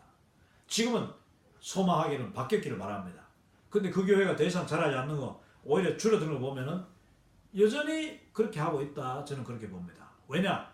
제가 그때 목사면서도 그걸 몰랐듯이, 이것을 몰랐듯이 대부분 목사님들이 그걸 모르는 거예요. 그냥 사람들 머리만 열심히 키워놓으면은, 그러면 그게 성숙한, 그리고 성장된 그리스도인인 줄로 아는 그 자기 만족, 이 잘못된 그런 교육, 기독교 교육관. 여러분, 여기서 선교적으로 이야기하는 기독교 교육, 그런 제자 훈련이라는 것은 재생산이 일어나는 제자 훈련, 재생산이 일어나는 훈련을 의미합니다. 그런데 재생산이 없는 순모임, 구역모임, 다락방 모임, 이름이야, 가정교회, 무슨 이름을 쓰든지, 거기서 재생산이 일어나지 않으면 그거는 이미 그 소그룹의 기능이 죽은, 이름밖에 없는, 모양만 있는 그런 모임이다, 이렇게 보시면 정확합니다. 그 속에 그럼 성경 공부 열심히 하는데요? 아니, 성경 공부 열심히 해가지고 so what? 그래가지고 뭐 한단 말이야? 그래가지고 교만해지기만 하고, 목사님 설교만 판단하고, 다음 주에 성경 공부할 내용은 공부를 열심히 하는데 전도는 안 해. 다음 주에 내가 일주일 동안 어떻게 복음을 위해서 살았는가를 간증할 수 있어야 되는데, 매주마다 사람 데릴 수는 없잖아요. 그러나 내가 어떤 사람, 특정한 사람들, 대상자를 놓고 기도하고, 내가 이번 주에는 어떻게 그들에게 내가 접근하고, 그들에게 어떻게 내가 예수님을 설명하고, 또 전략적으로 어떻게 그들과 함께 시간을 보냈는가, 또 그 사람이 어느 정도 변했는가, 어떻게 반응했는가, 이런 내용들을 계속 고민하면서 기도하면서 같이 나누고, 이렇게 해야 되는 것이 가정교회요, 소그룹이요, 제자훈련의 모습이 된다 이겁니다. 그러니까 새로운 5번을 제가 이렇게 그린으로 제가 이렇게 더딥혀놨죠. 하이라이트 해놨는데, 새로운 회심자들이 끊임없이 생겨나게 하는 것을 목표로 하라. 이런 목표가 없는 소그룹, 또 교회 개척은 거기서 그냥 주저앉아 버려요. 많은 교회 개척하는 목사님도 지금 그렇습니다. 한국 도시에서 교회 개척하는 분들, 그냥 그 감나무에서 홍시가 떨어지기만 기다리고 입만 벌리고 있는 형국이에요. 그게 뭐냐? 이웃 교회 싸움 나가지고 그 교회에서 그냥 도망온 성도들이 우리 교회에 오기만 기다리는 거예요. 그냥 그물만 쳐놓고 지나가는 고기가 더 걸리기만 기다리는 거예요. 이거는 개척교회 실패의 첫 번째 조건이 바로 그거예요. 자기가 직접 전도하지 않는다. 자기가 직접 그 제자 훈련하지 않고 새로운 생명을 찾아 나서지 않는다는 것은 교회 개척에 벌써 ABC 중에 A가 없는 거예요. 자, 그리고 제자 훈련 할 때도 1년 동안 할 때 계속 일단 그 책 한 권 다 떼는 거기에만 목적을 두면 안 된다. 거기에 목표를 두면 안 된다. 책은 책대로 공부를 하지만은, 공부도 물론 잠깐 하고, 그 다음에 전도하는 데 대해서 계속 제자 훈련. 제자 훈련이 뭡니까? 예수님처럼 복음 전하는 사람들이에요. 예수님의 제자들처럼 복음 전하는 사람들이죠. 그렇다고 예수님 3년 동안 제자 훈련했는데 그들이 열매를 못 맺었는데요? 맞죠? 그럼 우리도 그러면 3년 동안이나 그렇게 제자들을 열매 없는 제자들만 계속 씨름하고 있어야 되느냐? 예수님은 이미 그 뒤에 성령의 놀라운 강림과 그 성령께서 우리 가운데 임하시면 우리가 권능을 받고 아버지와 아들과 성령의 이름으로 세례를 주고 땅끝까지 이르러서 복음을 증거하게 된다는 그것을 이미 보여주셨어요. 그러니까 우리가 다 똑같이 예수님처럼 3년 동안 뭐 아무런 열매도 없는 제자들 12명 데리고 계속 씨름하는 그 단계를 거쳐야 되는 게 아니다. 우리는 이미 성령 시대를 살고 있고 우리는 이미 교회 시대를 살고 있다. 그러면 성령님이 우리 가까이 와 계시는데 지금도 계속 예수님 제자들 3년 동안 씨름했는 그것만 가지고 그거는 이미 지나가는 거. 우리가 겪을 이유가 없어요. 그거는 이미 다 지나가는 건데 그것을 목표로 세우고 그렇게 하고 있다면은 얼마나 헛되고 헛된 그런 헛수고냐 이겁니다. 제가 그랬습니다. 또 지금도 많은 교회 목사님들이 사람들 머리만 키워놓으면 되는 줄 압니다. 제자 훈련 수료증만 주면은 그 사람이 뭐 당장 무슨 변화가 되는 줄 압니다. 절대로 그게 아니에요. 제자 훈련을 하면서 또 개척교회를 시작했으면 바로 한 명이 왔을 때부터 그와 더불어서 복음을 전하는 그런 교회로 완전히 거듭날 때 개척교회는 성공하는 것입니다. 할렐루야. 정말 중요한 거죠. 저희 누님이 이번 이제 다음 주에 지나고 부활절 지나고 지금 한국에서 목사 안수를 받습니다. 할렐루야. 저희 누님이 옛날에 저와 같이 대구 서문교회에서 섬길 때 저희 누나가 유년주일학교 그 당시 유년주일학교 1학년 2학년 저는 초등부 3학년 4학년을 제가 맡고 있었는데 뭐 3학년 4학년 돼도 한 200명 정도 엄청난 큰 교회니까 또 유년부도 뭐 한 150, 200명 되는데 그 유년부 주일학교 전도사가 아니라 교사 한 반을 맡아가지고 하면서 저희 누나가 5명을 데리고 시작했는데 1년 지났을 때는 25명이 됐습니다. 그러니까 전도에 은사가 있는 거예요. 그 어린아이들을 막 서문시장에 골목 다니면서 그냥 학교 앞에 가가지고 학교 마칠 때 그 아이들을 다 이렇게 한 명 한 명 만나가지고 주일날 어디서 만나고 아니면은 또 토요일날 찾아가가지고 다 부모님한테 허락받고 주일날 또 이제 그 당시 이 주일학교 일찍 시작하니까 이 부모님들 주일학교 다 오래 자잖아. 주일학교 부모들을 그렇게 안 믿는 부모들은 오랫동안 주일날 늦게까지 자는데 그냥 아침에 가서 그 조용히 애들 깨워가지고 애들만 데려나가가지고 예배 드리고 이렇게 하면서 정말 그 아이들이 그냥 엄청나게 부흥했는데 지금 개척교회를 시작해. 이제 우리 매형하고 거의 30년 가까운 목회 생활을 마치고 이제 매형이 우리 형님이 이제 그 연세가 돼가지고 은퇴를 했습니다. 은퇴를 했는데 저희 누나는 아직까지 그냥 그 뜨거운 열정이 있고 또 제가 볼 때도 충분히 앞으로 뭐 한 10년, 20년 얼마든지 복음 위에 뭐 나이가 뭐가 있어. 아직 얼마든지 보면 알잖아. 열정이 있고 센스가 있고 또 그런 사람을 사랑하는 마음이 있으면은 그냥 계속 해야 되는 거지. 그래서 제가 신학을 해라. 벌써 몇 년 전부터 신학을 계속 공부하고 또 그 이제 은퇴 준비를 했는데 지금 은퇴하고 난 뒤에 교회를 개척했습니다. 충남 대전 대천 충남 대천 해수욕장 있는 대천에서 보령이죠. 보령. 거기서 이제 교회를 개척한 지가 이제 만 1년이 지났는데 지금 17명이 모입니다. 교회는 지금 한 20명에서 25명 정도 됩니다. 주일날 출석하는 인원이 17명이 이번 바로 그저께도 어제도 17명 모였다. 할렐루야. 근데 그 사람들 대부분이 3분의 1은 이 다른 교회에 다니던 사람들이고 3분의 2는 다 그냥 뭐 그야말로 노동시장에서 또 한 주먹 하던 사람들 또 뭐 하여튼 참 그야말로 너무너무 복음과 거리가 멀게 살던 사람들 뭐 저 조선족 뭐 왔는 사람들 저 독일에서 다시 이 귀국한 사람 뭐 프랑스 파리에 살다가 온 분들 이런 분들을 어떻게 길거리에서 다 만나요. 길거리에서 만나고 가게에서 만나고 이래가지고 예수님을 떠나 있던 사람들을 한 명, 두 명, 예수님 전혀 모르는 사람들을 한 명, 두 명 모아가지고 지금 교회가 계속 성장하고 있습니다. 여러분 새로운 회심자가 없는 개척교회는 죽은 교회. 근데 그 개척교회를 지금 열어놨는데 담임 목사님이 매일 교회 가서 기도를 하고 하는데 3년이 지났는데도 이 새로운 회심자가 없다. 그러면 그 목사님이 전도의 은사가 없는 겁니다. 그냥 교회를 딱 닫고 장사하러 나가는 것이 훨씬 쉬워요. 아니면 막노동하러 나가면 거기에 전도할 수 있는 사람 훨씬 많아.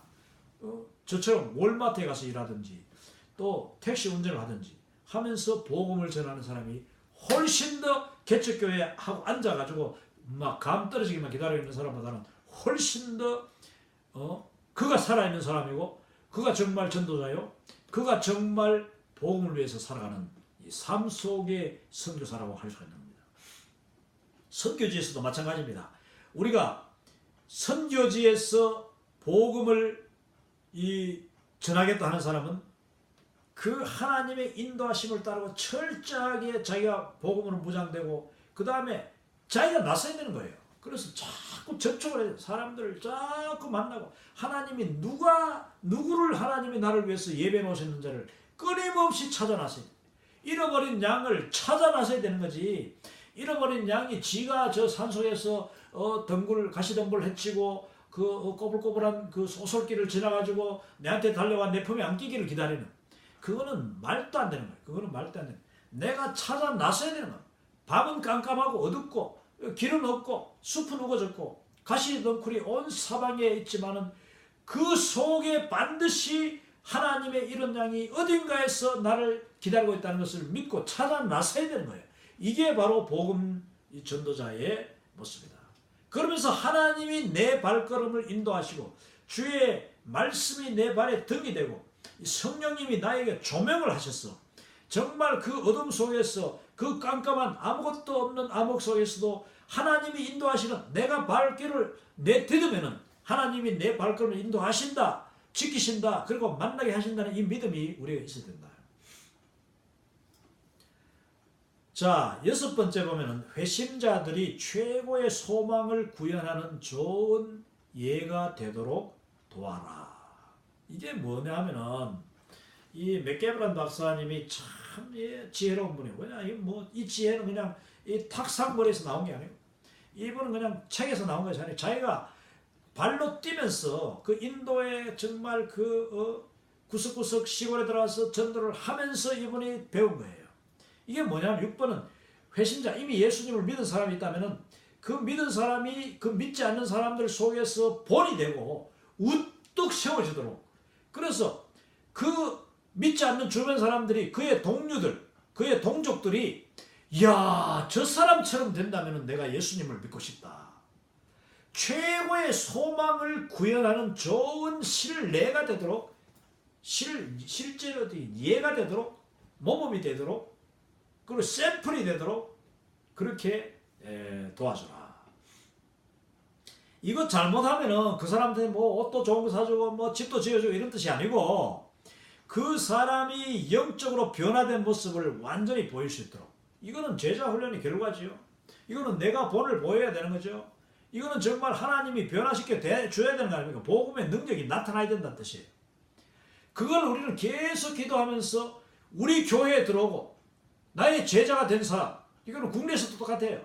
내가 개척한 그 교회에 믿는 사람은 노동자도 예수님 믿더니 그의 삶이 바뀌고 그의 몸가짐이 바뀌고 그의 말투가 바뀌고 그들의 표정이 바뀌고 눈빛이 바뀌도록, 그래서 그 주변에 같이 막노동하는 사람이 와 정말 교회 가더니만은 처음에는 뭐 교회 간지도 몰랐는데 뭔가 변화된다 싶더니 애가 교회 다닌대.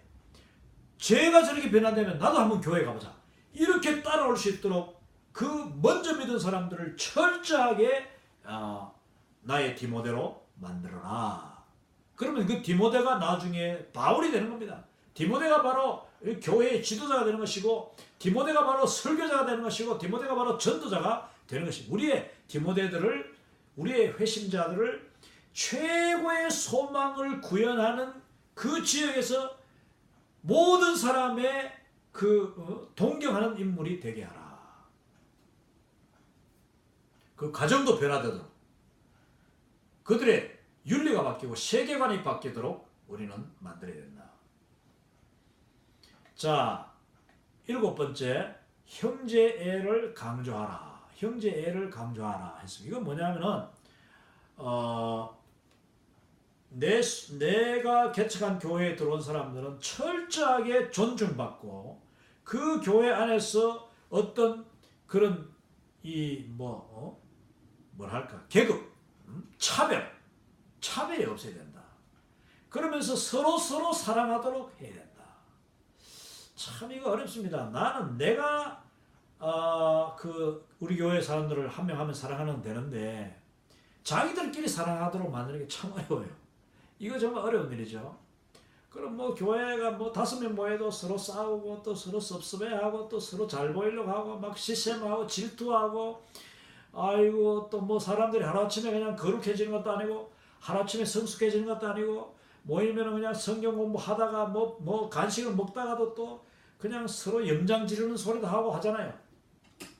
이걸 정말 우리가 잘 극복해야 됩니다. 거기도 가장 중요한 것은 이 영적인 지도자가 골고루 사랑해주고 또 그 중에서 사람이 늙거나 또 모나거나 상처가 많거나 이런 사람들을 특별히 뭐 전체 있는 데서도 격려해주고 동일하게 일단은 사랑해주고 평등하게 사랑해주고 또 개별적으로 만나가지고 타이르기도 하고 또 격려하고 이래가지고 그 사람을 짜고 또 이렇게 모자라는 사람을 키워주고 이렇게 해야 되는 거예요. 이게 교회의 정말 중요한 역할입니다. 그러다 보면은 목사님들이 특히 개척하다 보면은 뭐 잘 사는 사람, 잘 입은 사람, 뭐 부자, 이미 또 뭐 교회 어디 뭐 직분을 받은 사람 이런 사람들이 오면은 막 그 사람들한테 자빠질 수 있어. 아이고 어서 오십시오 하면서 그 사람들을 껴안고 계속 이야기하다 보면 다른 새신자들을 다 놓쳐버리는 거예요. 이거는 정말 지도자가 할 짓이 아니에요. 그건 아주 지도자 자질이 없는 거예요. 우리는 내가 먼저 공평하고 평등하게 모든 사람을 잘 대하고 그러려면 내가 그만큼 노력하고 그만큼 내가 더 섬세하게 겸손해져야 되는 거죠. 그리고 또 그들끼리 서로 형제가 되도록 형제자매로서의 교제를 나누도록 계속 그걸 강조하고 그걸 잘 격려해서 이끌어 교회의 분위기죠. 교회의 분위기가 그렇게 되도록 해야 된다. 처음부터 그렇게 돼야 됩니다. 이거 정말 중요한 거예요. 근데 어떤 사람들은 막 교회에 반드시 이거 뭐 자기 잘 보이려고 막 말 많은 사람, 정말 말 많은 사람들은 무슨 말인지도 모르는 말을 계속 하죠. 다른 사람 다 졸고 있도록 만들어버리고 그걸 적절하게 우리가 자를 거는 자르고 또 격려할 건 격려하고 또 나중에 또 말도 또 필요한 말 찍기 아니면 말 아예 이거 입에 담아줘. 오늘은요 요런 이야기 하세요. 내가 기회를 드릴 테니까 이런 식으로 그런 식으로까지 해가지고 사람을 다듬어 나가야 됩니다. 그 인간적으로 또 다듬으면 되냐? 그 사람들이 변화가 돼. 변화를 시켜요. 영적인 변화. 그래서 모든 부분에서 그리스도께 순종하는 사람을 만들어야 내가 먼저 순종하는 모습을 보여주고 또 특히 이제 그 지역 선교지라면 인종과 종족 간의 화목을 이루는 것을 순종하는 이게 정말 강조해야 됩니다. 서로 화목해야 된다. 예수 믿는 사람들은 싸우지 않고 서로를 존중하고 서로를 사랑하고 또 서로에게 순종하는 이게 바로 화목이다. 예수님이 우리를 위하여서 죽으신 이 고난주간마다 지금 뭐 특별 새벽기도 하는 교회들이 많을 텐데 여러분 이 고난주간에 우리가 가장 먼저 기억해야 될 것이 바로 예수님의 그 겸손, 섬기심에 인자가 온 것은 섬김을 받으려 함이 아니라 도리어 섬기려 하고 자기의 목숨을 많은 사람의 대속물로 주려 함이니라. 여러분 예수님이 이 마가복음 10장 45절 말씀이죠. 예수님이 오신 것은요 정말 우리를 위하여서 우리에게 섬김 받기 위해서 오신 게 아니라 우리를 섬기기 위해서 오셨고 그 섬기는 정도가 자기의 생명까지 모든 사람 많은 사람을 위하여 대속물로 주기 위하여서 이 땅에 오셨다. 이걸 우리가 잘 가르쳐야 됩니다. 그리고 자기가 우리가 보여줘야 돼요. 그럴 때에 이런 바탕, 이 기본적인 바탕, 사랑과 순종과 섬김과 그 다음에 형제의 평등 여기서부터 교회는 부흥하기 시작하는 것입니다. 모든 사람이 교회 올 때에 나는 이 교회 올 때에 사랑받는다.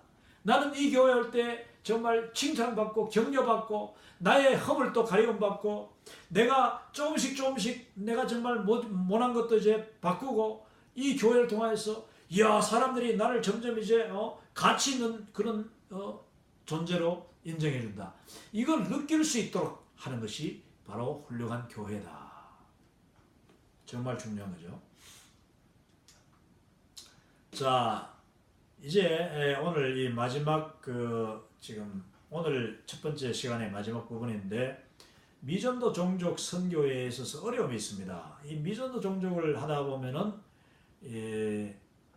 그러니까 개척교회죠. 최전방 교회를 개척하는 데는 반드시 어려움이 있어요. 자, 어떤 어려움이냐? 첫 번째, 그들은 강력한 영적 도전을 받아본 적이 없다. 복음의 도전에 강력하게 반발하는 사탄과 그 문화가 이제 그 어떤 종족 최초의 최전방 가서 이 교회를 복음을 들어본 적이 없는 사람들에게 개척할 때 가장 먼저 당하는 어려움이 바로 그겁니다. 그들이요 수천 년 동안 수백 년 동안 그냥 사탄에게만 전적으로 100% 지배를 당해왔습니다. 그렇기 때문에 그들은 그 사탄의 문화, 사탄의 그냥 굴복하고 그 사탄의 방식, 사탄을 숭배하고 그냥 절하고 그냥 구질구질하게 살고 인간적인 그런 존중함도 없고 자존감도 없고 철저하게 그 사람이 사람을 지배하고 하는 그 종교가 다 그렇습니다. 이 다른 종교는요 철저하게 지배하는 종교예요. 그래서 사람 무시하고 그냥 그 사람들을 그냥 윽박지르고 그 다음에 협박하고 또 두려움과 죄책감과 수치심 이런 것이 가득한 것이 모든 종교예요. 그 종교의 사람들이 어느 날 복음이 들어왔다. 선교사님 얼굴부터 다르네. 선교사님의 행동도 다르고 모든 게 달라. 근데 그걸 좋게만 받아들이지 않고 거기서 이 악한 영이 그들로 하여금 긴장하게 합니다. 긴장하게 해가지고 이 그리스도의 영, 이 성령의 사람, 그 다음에 성령의 그 교회, 그 성령의 복음을 거부하게 만들어요. 왜? 이게 자연스럽지 않으니까. 처음에는 그걸 의심하고 적대하고 그걸 비난하고 그걸 소위 거짓말이라고까지 하게 되는 거예요. 저 사람이 무슨 이유로 우리가 아무도 없는데 왜 우리한테 왜 잘해주느냐? 저 사람 왜 여기 와가지고 저렇게 잘 배우고 잘생긴 사람이 왜 저 귀한 가정이 왜 우리같이 못 사는 이 땅에 와서 왜 살았냐? 그걸 의심하는 거예요. 고지고대로 안 받아들이는 거예요. 왜? 그 종교에서는 그들이 믿어온 그 전통과 그 문화에서는 절대로 그게 없으니까. 사랑이라는 게 없으니까. 특히 이슬람이라는 문화는 그거야. 너무나도 이질적이기 때문에 내가 아무리 좋은 사랑과 하나님의 이름과 그 다음에 성령님을 내가 가지고 가지만은 그들은 거기에 한 번도 노출되어 본 적이 없기 때문에 그들은 그 악한 영들이 그냥 깜짝 놀라면서 굴복하는 것이 아니라 그냥 발악을 하는 거지. 자, 그러나 우리가 그것을 알고 들어가면은 아하 바로 이거구나.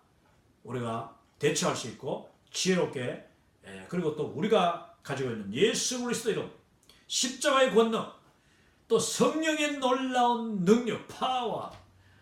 이거는 힘으로 되지 않고 이거는 권능으로 되지 않고 인간의 권능, 인간의 능력, 인간의 힘으로 되지 않고 오직 나의 신으로 된다. 여호와의 신 성령님으로. 성령님은 살아계신 영이고 성령님은 인격적인 영이고 성령님은 나와 함께 하시고 성령님은 나를 바로 곁에서 도우시는 분이고 성령님은 나를 보호하시는 분이고 성령님은 나보다 앞서가시며 성령님은 바로 복음을 그들의 마음속에 집어넣고 그들의 마음을 감동시키시고 그 악한 영을 그냥 깨부수는 그 성령님을 우리가 제대로 알고 믿고 모시고 갈 때에 요 지식을 가지고 있으면 금방 이길 수 있습니다. 거기서 잠이 안 오고 엉뚱한 소리 하는 사람 많아요. 억눌리고 짓눌리고 짓눌리기 짓눌려. 성령님 어디 가시고 우리가 그 악한 영을 아는 데서 끝나면 안 돼. 악한 영이 악하지. 그리고 무섭지. 그리고 그들이 적대하지. 대적하죠. 반항하죠. 그러나 내가 예수 그리스도의 이름 권세. 첫 번째. 그리고 내가 성령님의 권세. 성령님이 나와 함께 하신다는 이 임마누엘 신앙.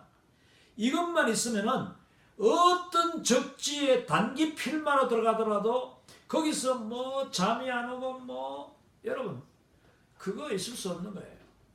그거를 모르기 때문에 모르고 그냥 맹목적으로 들어가서 그냥 쿨쿨 자니까 사탄이 그 악한 영이 와서 그냥 막 깨우고 뭐 그냥 지진 소리 막 지진도 막 떨게 하고 뭐 문소리가 나게 하고 바람도 지나가게 하고 하는 거지. 그러나 예수 그리스도의 이름 권세 성령의 능력을 우리가 알고 그것을 의지하고 깨어 있으면은 그거 다 한 번도 경험하지 않을 수 있고 처음부터 이길 수 있어요. 그걸 모르고 들어가니까 이슬람 지역에 뭐 단기 선교 갔던 사람들이 뭐 머리가 빠개지는 것 같고 뭐 잠을 못 자고 뭐 밤에 악몽을 꾸고 그거 몰라가는 겁니다. 여러분 중요합니다. 이 미전도 종족의 선교의 어려움은 바로 이것을 알고 들어갈 때의 어려움이 되지 않고 오히려 바로 이 적을 알고 내가 나 자신을 알면은 내가 나를 안다는 것은 나와 함께 하시는 분을 안다는 거예요. 내가 가진 복음의 능력을 안다는 거예요. 예수 그리스도 이런 권세를 안다는 거예요. 예배의 능력을 안다는 거예요. 그 빛이 어둠을 비칠 때 어둠이 그 빛을 갖다가 반항하고 받아들이지 않고 모르기 때문에 저항하지만은 그러나 그 빛의 능력을 결코 어둠은 피할 수 없는 것입니다. 두 번째, 그들이 복음을 들어본 적이 없다. 복음에 대해서 이해를 못하고 복음에 대해서 반항하고 복음에 대해서 말도 안 된다. 특히 이슬람 저 무슬림들은요 복음을 이해를 못하는 거예요. 왜? 하도 오랫동안 그 악한 사탄에게 세뇌를 당해가지고. 여러분 이거 세뇌라는 것은 공산주의, 그러니까 공산주의는 악한 세력이 아닌 줄 압니까? 공산주의는 그냥 단순한 이념이 아니에요. 이 아이디올로지가 아니고 공산주의 뒤에도 악한 영이 있는 거예요. 한국에서 지금 이 불릴 듯이 일어나고 있는 그 공산주의 영이요, 바로 그 영입니다. 영. 악한 영이 이 무덤 속에 들어갔다 다시 나오고 있는 거예요. 왜? 한국 사람들이 어리버리하니까. 한국 사람들이 지금 다 헬렐레 하니까. 또 거기에 대해서 지식이 없으니까. 거기다가 지금 뭐 우리 이 교회들조차도 지금 아무 무방비 상태야. 교회가 지금 공산주의를 위해서 기도해야 되는, 무너지도록 기도하고 그 악한 영을 대적하는 지금 기도를 해야 되는데 목사님들이 계속 뭐 사상이 왔다 갔다 하고 지금 자기 정치 왔다 갔다 1, 2비 좋아하는 사람 뭐 이런 편가르기에 지금 놀아나고 있으니까 영적으로 보지 못하는. 기독교는 무조건 그 악한 공산주의 이 사탄의 적입니다. 기독교는 무조건 공산주의의 적이에요. 공산화되면 뭐 공산화되기 전에 전쟁이 나잖아. 전쟁이 나든지 뭐 갈등이 나든지 폭동이 나면 반드시 기독교가 맨 먼저 그 대상이 됩니다. 그렇다면 기독교인이 뭐 어느 편에 서야 되는지 알잖아. 어떻게 우리가 대처해야 되는지 알잖아. 자, 이 미전도 종족 선교지에 있는 이 사람들은 복음을 들어본 적이 없어요. 그래서 복음을 들고 갈 때 그 복음에 반항하거나 생소해하거나 이해를 못해요. 그러면 내가 그 복음을 내 자신이 능력이 돼야 되고 또 내가 들고 가는 그 복음이 성령께서 함께 하셔가지고 그들이 그 단단한 그 조개 껍질 같은 단단한 것이 깨어지고 아니면 마음이 활짝 열려가지고 받아들이도록 하는 그 성령의 권능이 있어야 되는 거예요. 이게 중요합니다.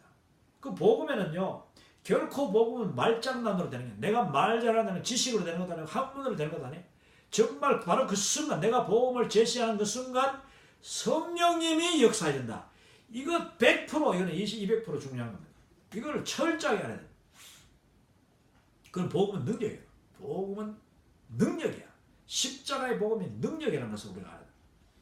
자, 그들이 문화적인 자살을 하지 않고도 어떻게 그리스도를 따를 수 있는지에 대해 알지 못하고 있다. 이 말은 뭐냐면은 자기들이 대대 대대로 내려오던 그 전통 문화를 포기해야 되는 줄 아는 사람 많아요. 예수님을 믿으면은 내가 모든 것을 다 포기하고 저 사람들처럼 저렇게 넥타이 보고 막 저렇게 해야 되는 줄 아는 사람 많아. 그게 마치 꼭 자기가 어떤 이 문화적으로 자살을 하는데 이제 cultural suicide라고 하는데 이 cultural suicide를 해야 된다. 내가 지금까지 내려오던 모든 전통, 내 가족의 가치관, 우리 부모님들과의 관계 이게 다 한꺼번에 다 내가 배신하고 내가 그걸 갖다가 완전히 포기해야지 되는 줄 아는 사람들이 많다. 그 부분에 대해서 우리가 지혜롭게 접근해. 그게 바로 전략적인 접근 방법이에요. 그래서 그들로 하여금 당신이 가지고 있는 문화를 그대로 존중한다, 간직해라, 참 아름답다 이렇게 인정할 게 인정해주고 그 가운데서도 문화는 항상 이 퇴폐적인 문화가 있고 인간을 갖다가 깎아내리고 인간을 괴롭히는 문화가 있죠. 폐습이 있죠. 그것은 금방 지적하면 안 돼. 그거는 예수님을 믿고 복음이 그에게 들어갈 때 서서히 비판적인 상황화를 통하여서 그 문화를 서서히 바꿔나가요. 그래서 기독교적인 문화로 또 그들이 얼마든지 납득하고 이야 그게 정말 사람을 존중하고 사랑하고 또 관계를 서로 좋게 만드는 그런 방법이네 하면서 받아들이 이게 뭐 기독교 문화거든요. 그것은 우리가 할 수 있는데 아주 지혜롭게 너무 그걸 비난하고 잘못됐다고 처음부터 지적하면 안 된다.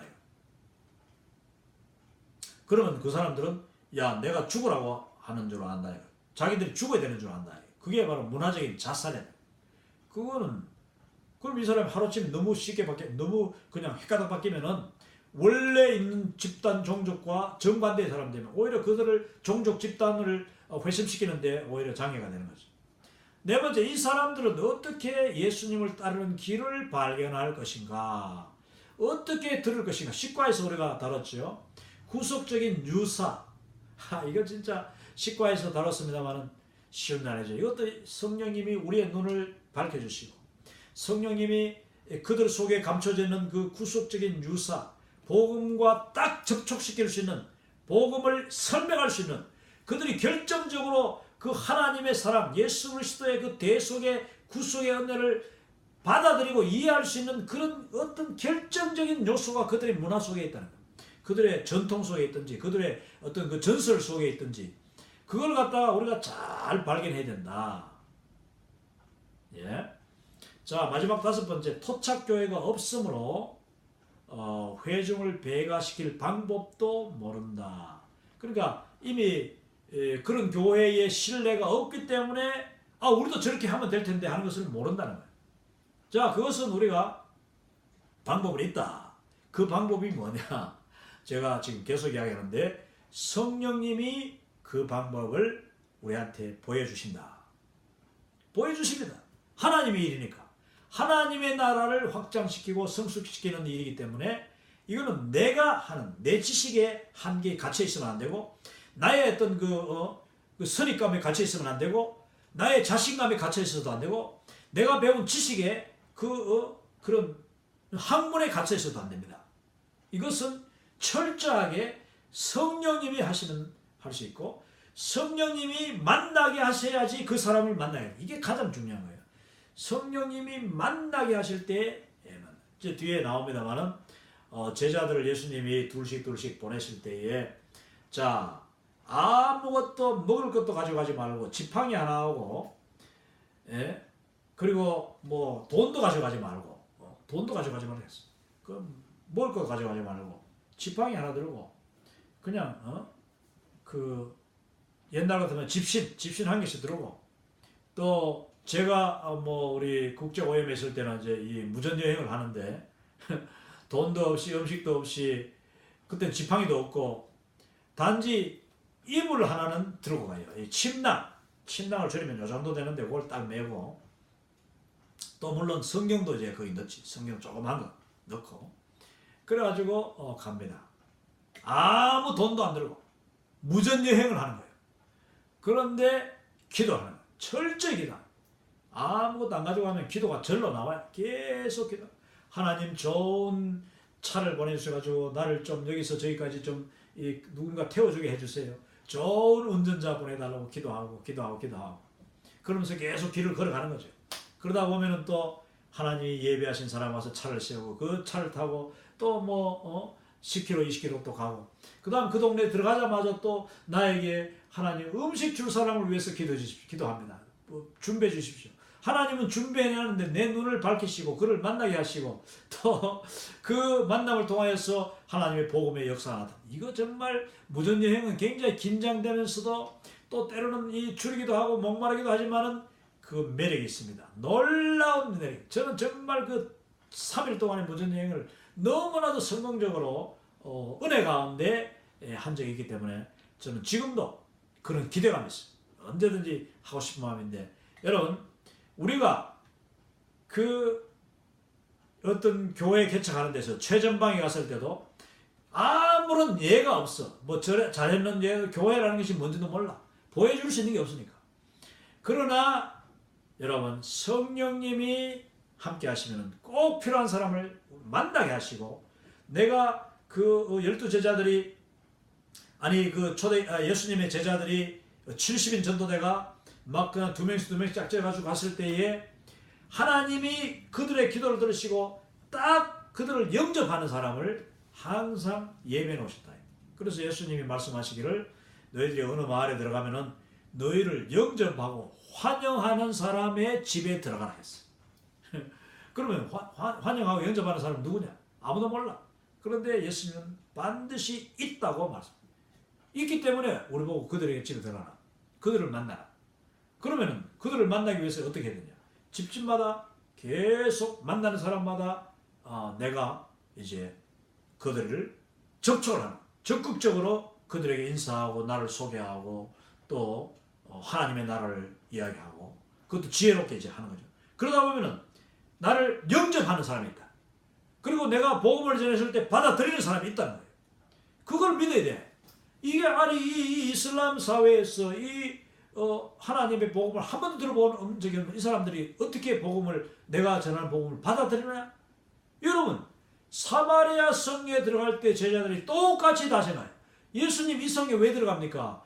이 성은 더러운 성이고 이 성 사람들도 우리를 적대하고 우리는 서로 상종하지 않는 사람들인데 오늘 기독교와 이슬람 사람들처럼 그런데 예수님은 들어가신 거예요. 그런데 이미 하나님이 예배한 그 여인이 우물가에서 물을 끼고 있는 거예요. 여러분 우리가 무전전도회 할 때 가장 접근하는 최초의 그 방법이 뭔지 압니까? 접근하는 방법이 혹시 물 한 잔 얻어 먹을 수 있습니까? 우리가 음식을 달라는 소리는 할 수 없어요. 그런데 물 한 잔 달라는 이야기는 예수님이 하신 거니까 하는 거예요. 제가 무전여행 할 때 그렇게 했습니다. 그러면 물 한 잔을 달라고 했는데 그 사람이 물을 주면은 그 사람은 이미 나를 영접한 사람이에요. 근데 그 사람들이 대부분 다 식사는 하셨습니까? 이렇게 물어요. 자, 그러면 식사를 했느냐고 물으면은 내가 거기에 안 먹었습니다. 먹지 못했습니다. 라고 대답은 할 수 있는 거예요. 내가 달라고 먼저 이야기할 수 없어도 상대방이 먼저 물을 때는 내가 거기에 대답을 할 수 있어요. 그러면 그 사람이 나에게 음식을 이제 대접한다든지 사준다든지 이렇게 할 때에 이미 하나님이 예배한 사람을 만나게 된 것입니다. 할렐루야. 이 예수님이 지금 그 70인 전도들을 보낼 때 12제자들을 보낼 때 그들에게 가르친 내용이 바로 이거예요. 자, 이거를 내가 다음 시간에 아주 흥미진진한 겁니다. 그러면 우리는 최전방 교회 개척이 여기서 이루어질 수 있어요. 그리고 어디 가든지 저는 이 미국 이 땅에서도 저는 전도할 수 있다고 저는 그걸 분명히 봅니다. 그리고 제가 지금까지 그렇게 전도하고 있고 이미 뭐 병원이라는 이 주어진 환경에 제가 들어가면 그들이 예수님 믿는 사람을 저는 찾아가지 않는 거예요. 누구나 그냥 들어가는 거예요. 불쑥 들어가는데 그들이 나를 영접하고 나에게 어떤 그 질문을 하고 기도 요청을 하거나 아니면은 또 자기 이야기를 나누기 시작할 때 나는 그 이야기를 들어주고 그 대화가 시작되고 거기서 복음 제시로 그들의 일반 생활에서부터 복음 제시로 넘어가게 되는 것입니다. 자, 오늘은 시간이 됐기 때문에 여기까지 하고 제가 두 번째 시간으로 이어지도록 하겠습니다. 할렐루야. 하나님의 복음 증거하는 일은 흥미진진한 일이고 내가 하는 일이 아니고 이것은 성령님이 하신 일이고 예수님이 기뻐하신 일이고 하나님의 영광이 나타나는 일이기 때문에 복음 전도, 선교는 하나님의 영광, 영광스러운 일입니다. 할렐루야 감사합니다.